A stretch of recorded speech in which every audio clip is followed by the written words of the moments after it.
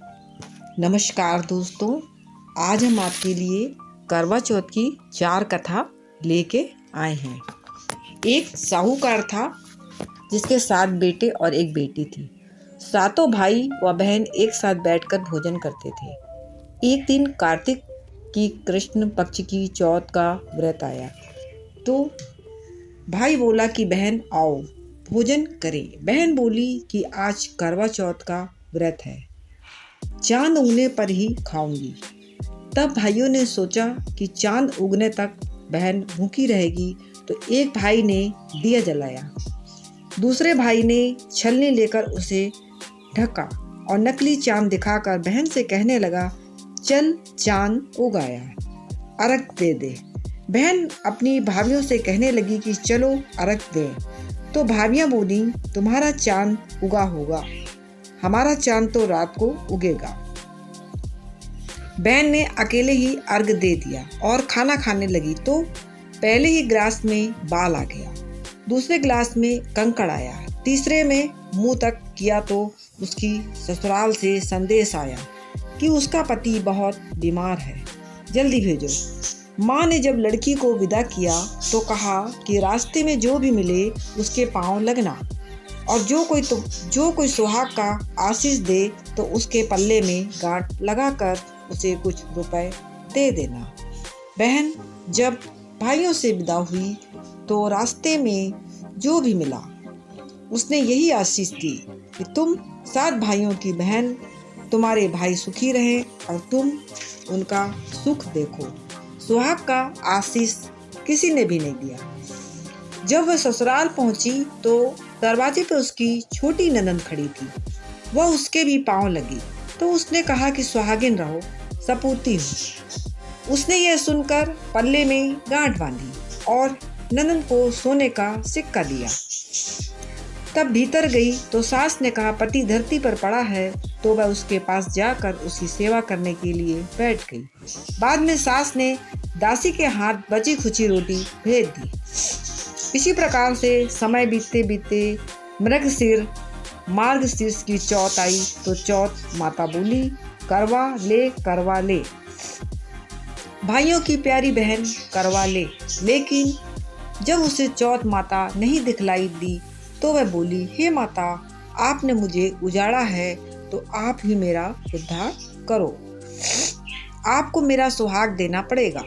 तब उस चौथ माता ने बताया कि पौष की चौथ आएगी, वह मेरे से बड़ी है, उसे ही सब कहना, वही तुम्हारा सुहाग वापस देगी। पौष की चौथ आकर चली गई, माघ की चली गई, फागुन की चली गई, चैत बैसाख जेठ आषाढ़ श्रावण भादों की सभी चौथ आई, यही कहकर चली गई कि आगे वाली को कहना। असोज की चौथ आई तो उसने बताया, तुम पर कार्तिक की चौथ नाराज है, उसी ने तुम्हारा सुहाग लिया, वही वापस कर सकती है, वही आएगी तो पांव पकड़कर विनती करना। यह बताकर वह चली गई। जब कार्तिक की चौथ आई तो वह गुस्से में बोली, भाइयों की प्यारी करवा ले, दिन में चांद उगानी करवा ले, व्रत खंडन करने वाली करवा ले, भूखी करवा ले। तो यह सुनकर वह चौथ माता को देखकर उसके पांव पकड़कर गिड़गिड़ाने लगी, हे चौथ माता, मेरा सुहाग तुम्हारे हाथों में है, आप ही मुझे सुहागिन करें। तो माता बोली, पापिन हत्यारिन, मेरे पांव पकड़कर क्यों बैठ गई? तब वह बोली, जो मुझसे भूल हुई है उसे क्षमा कर दो, अब भूल नहीं करूंगी। तो चौथ माता ने प्रसन्न होकर आंखों से काजल, नाखूनों में से मेहंदी और टीके में से रोली लेकर छोटी उंगली से उसके आदमी पर छींटा दिया। वह उठकर बैठ गई। वह बोला, आज मैं बहुत सोया। वह बोली, क्या सोए, मुझे तो 12 महीने हो गए, अब जाकर चौथ माता ने मेरा सुहाग लौटाया। तब उसने कहा कि जल्दी से माता का पूजन करो। तब चौथ की कहानी सुनी, करवा का पूजन किया तो प्रसाद खाकर दोनों पति पत्नी चौपड़ खेलने बैठ गए। नीचे से दासी आई, उसने दोनों को चौपड़ पासे से खेलते देखा तो उसने सासू जी को जाकर बताया। तब से सारे गांव में यह बात प्रसिद्ध होती गई कि सब स्त्रियां चौथ का व्रत करें तो सुहाग अटल रहेगा। जिस तरह से साहूकार की बेटी का सुहाग दिया, उसी तरह से चौथ माता सबको सुहागन रखें। यही करवा चौथ के उपवास की सनातन महिमा है। दूसरी कथा अति प्राचीन काल की बात है। एक बार पांडु पुत्र अर्जुन तप करने के लिए नीलगिरी पर्वत पर चले गए थे। इधर पांडवों पर अनेक मुसीबतें पहले से ही थी, इससे द्रौपदी ने शोक विह्वल हो कृष्ण की आराधना की। कृष्ण उपस्थित हुए और पूछा, कहो क्या कष्ट है तुम्हें। प्रभु द्रौपदी हाथ जोड़कर कहा, मुझे क्या कष्ट है, आप तो स्वयं जानते हैं, आप तो अंतर्यामी हैं। मुझे कष्टों के बोझ से विह्वल कर दिया। क्या कोई ऐसा उपाय जिससे इन कष्टों से छुटकारा मिल सके। तुम्हारा प्रश्न अति उत्तम है द्रौपदी। कृष्ण मुस्कुरा कर बोलते हैं, प्रभु फिर मुझ दुखी नारी का कष्ट दूर करने का उपाय बताइए। द्रौपदी ने कहा। श्री कृष्ण बोले यही प्रश्न एक बार पार्वती जी ने शिव जी से कर दिया था। तब शिव जी ने पार्वती जी को करवा चौथ का व्रत विधान बताया था। तब द्रौपदी बोली, प्रभु करवा चौथ व्रत की जानकारी मुझे भी दीजिए, उसकी कथा कहिए। तब कृष्ण एक पल सोचने के बाद कहा, दुख सुख जो सांसारिक माना जाता है, प्राणी उसमें सदा ही लिप्त रहता है। मैं तुम्हें अति उत्तम करवा चौथ के व्रत की कथा सुनाता हूँ, इसे ध्यान से सुनो। प्राचीन काल में गुणी विद्वान धर्मपरायण एक ब्राह्मण रहता था। उसके 4 पुत्र गुणवती सुशील पुत्री थी। पुत्री ने विवाहित होकर चतुर्थी का व्रत किया, किंतु चंद्रोदय से पूर्व ही उसने क्षुधा ने बाध कर दिया। इससे उसके स्नेही भाइयों ने छल से पीपल की आड़ में कृत्रिम चंद्रमा बनाकर दिखा दिया। लड़की ने अर्घ दे भोजन कर लिया। भोजन करते ही उसके पति की हृदय गति बंद हो गई। इससे दुखी हो उसने अन्न जल त्याग दिया। उसी रात्रि में इंद्राणी भूवि चरण करने आई। ब्राह्मण पुत्री ने उससे अपने दुख का कारण पूछा। इंद्राणी ने बताया, तुम्हें करवा चौथ व्रत में चौथ दर्शन से पूर्व भोजन कर लेने से यह कष्ट मिला है। तब उस लड़की ने अंजलि बांधकर विनय की, इससे मुक्त होने का कोई उपाय बताइए। इस पर इंद्राणी ने कहा, यदि तुम विधि पूर्वक अगली करवा चौथ का व्रत करो तो तुम्हारे पति पुनः जीवित हो जाएंगे। कन्या ने ऐसा करने का वचन दिया तो उसका पति स्वस्थ हो गया। इस पर उस कन्या ने वर्ष भर प्रत्येक चतुर्थी व्रत किया, अनंत अखंड सुहाग प्राप्त किया। श्री कृष्ण ने कहा, हे द्रौपदी, यदि तुम इस व्रत को करोगी तो तुम्हारे सभी संकट टल जाएंगे। इस प्रकार द्रौपदी ने यह व्रत किया। पांडव सभी क्षेत्र में विजयी हुए। इस प्रकार सौभाग्य, पुत्र पौत्रादि और धन धान्य की इच्छुक स्त्रियों को यह व्रत विधि पूर्वक करना चाहिए। इस व्रत में भगवान शंकर की आरती की जाती है। करवा चौथ की तीसरी कथा। एक ब्राह्मण परिवार में 7 बहुएं थीं। 6 बहुओं के मायके वाले बहुत अमीर थे। इसी कारण ससुराल में उनका बड़ा मान था, परंतु छोटी के मायके में कोई नहीं था। वह घर का सारा काम काज करती, सबकी सेवा करती, पर कोई भी उससे प्यार नहीं करता। सब दुत्कारते रहते थे। तीज त्योहार पर जब उसके मायके से कोई न आता तो वह बहुत दुखी हो जाती। हर वर्ष की तरह इस वर्ष भी करवा चौथ का व्रत आया। अन्य बहुओं के मायकों से उनके छोटे भाई करवा लेके आए, पर छोटी के मायके में यदि कोई होता तो करवा लेकर लाता। सास भी छोटी को ही खरी खोटी सुना रही थी। वह दुखी हो घर से निकल पड़ी। जंगल में जाकर रोने लगी। एक नाग बहुत देर से उसका रोना सुन रहा था। अंत में वह अपने बिल से निकल आया। छोटी बहू से पूछने लगा, बेटी क्या बात है, तुम रो क्यों रही हो। छोटी बहू बोलती है, आज करवा चौथ है, मेरा कोई भाई नहीं है। यदि मेरा कोई भाई होता तो आज जरूर करवा लेके आता।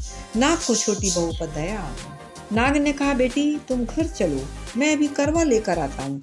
थोड़ी देर बाद नाग बहू की ससुराल पहुंचा और ससुराल वाले इतना सामान देखकर चकित हो गए। सास भी प्रसन्न हो। सास ने प्रसन्न से मन से छोटी बहू को नाग देवता के साथ भेज दिया। नाग देवता ने छोटी बहू को अपना सारा महल दिखाया। कहा, जितने दिन चाहो आराम से रहो, मन चाहा खाओ, मन चाहा पहनो, पर एक बात का ध्यान रखना, सामने रखी नान कभी मत खोलना। छोटी बहू सारा समय महल में आराम से काटती, पर नान के बारे में उसकी उत्सुकता बढ़ती जाती। एक दिन जब घर में कोई ना था, उसने नांद को उठाकर देखा तो हजारों छोटे छोटे सांप के बच्चे इधर उधर रेंगने लगे। उसने जल्दी ही नांद ढक दी। जल्दी में एक सांप की पूंछ नांद के नीचे आकर कट गई। सांप को नाक के आने पर छोटी बहू ने अपनी गलती स्वीकार कर ली। नाग ने भी उसे क्षमा कर दिया। जब छोटी बहू ने ससुराल जाने की इच्छा की तो धन रत्न आदि देकर विदा किया। छोटी बहू के ससुराल में अब उसकी बड़ी इज्जत होने लगी। जिस सांप की पूंछ कटी थी उसने सभी भंडा कहकर तंग करते हुए एक दिन उसने अपनी माँ से पूछा, मेरी पूंछ कैसे कटी? माँ ने कहा, छोटी बहू के नांद उठाने और जल्दी में रखने से तुम्हारी पूंछ कट गई। बोला, मैं छोटी बहू से बदला लूंगा। माँ के बहुत समझाने पर वह एक दिन चुपचाप छोटी बहू के घर जा छुपा और मौका पाकर उसे काटने के लिए सोचने लगा। वहाँ छोटी बहू और उसकी सास में किसी बात पर बहस हो रही थी। तो छोटी बहू कसम खाकर कह रही थी कि मैंने ऐसा नहीं किया। वह कह रही थी, मुझे भंडा से भैया से प्यारा कोई नहीं है। उन्हीं की कसम खाकर कहती हूँ कि मैंने ऐसा नहीं किया। बंडा भाई ने जब सुना तो सोचने लगा, जो मुझसे इतना प्यार करती है तो मैं उसे काटने आया हूँ। वह चुपचाप घर चला गया। माँ ने पूछा, ले आया बहन से बदला? वह कहने लगा, माँ बहन से कैसे बदला? तभी से बंडा भाई छोटी बहन भाई प्रतिवर्ष चौथ के दिन करवा लेकर जाता है और बहन बड़े प्यार से करवा चौथ का व्रत करती है। करवा चौथ की चौथी कथा। प्राचीन काल में करवा नाम की एक पतिव्रता स्त्री अपने पति के साथ नदी किनारे एक गांव में रहती थी। कार्तिक मास के कृष्ण पक्ष की चतुर्थी यानी चौथ के दिन उसका पति नदी में स्नान करने के लिए गया। स्नान करते समय एक मगरमच्छ ने उसका पैर पकड़ लिया। वह करवा करवा नाम लेकर जोर जोर से अपनी पत्नी को पुकारने लगा। उसकी आवाज सुनकर उसकी पत्नी दौड़कर आई और उसने मगर को कच्चे धागे से बांध दिया। मगर को बांधकर वह यमराज के यहाँ पहुंची और यमराज से बोली, भगवान, मगरमच्छ ने मेरे पति का पैर पकड़ लिया है, अतः पैर पकड़ने के अपराध में आप अपने बल से उस मगरमच्छ को नरक में ले जाओ। यमराज ने कहा, अभी मगरमच्छ की आयु शेष है, अतः मैं उसे नहीं मार सकता। इस पर करवा ने कहा, यदि आप ऐसा नहीं करोगे तो मैं आपको श्राप देकर नष्ट कर दूंगी। यह सुनकर यमराज डर गए और उस प्रतिव्रता स्त्री करवा के साथ जाकर मगरमच्छ को उन्होंने यमपुरी भेज दिया। करवा के पति को दीर्घायु प्रदान की। उसी दिन से यह करवा चौथ मनाई जाती है और सुहागने स्त्रियों के द्वारा व्रत रखा जाता है। यह करवा माता, जैसे तुमने अपने पति की रक्षा की वैसे सबके पतियों की रक्षा करो। जय करवा चौथ की जय। मेरी ये कथाएं आपको अच्छी लगी हो तो आप मेरे वीडियो को लाइक करें, हमारे चैनल को सब्सक्राइब करें। नमस्ते। अगले वीडियो में फिर